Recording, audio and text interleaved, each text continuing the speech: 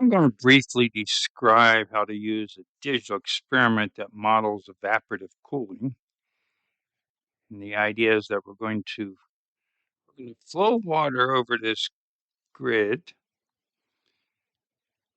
and then recollect it in the feed beaker.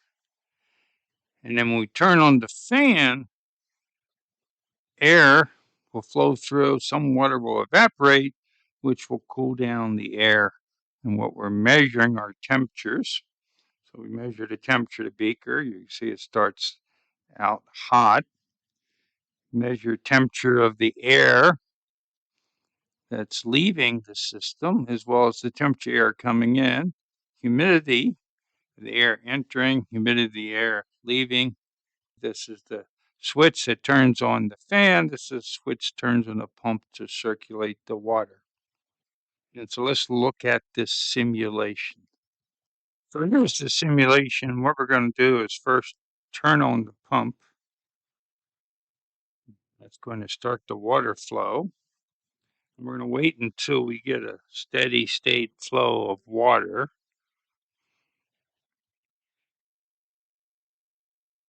And now you can see that water flung back in the tank. So now we're going to turn on the fan. And then you'll notice the air coming in, humidity 0.005 kilograms per cubic meter, and leaving, it's a higher value. Air coming in 21 degrees. Right now the air coming out 28 degrees. And the water here 50 degrees.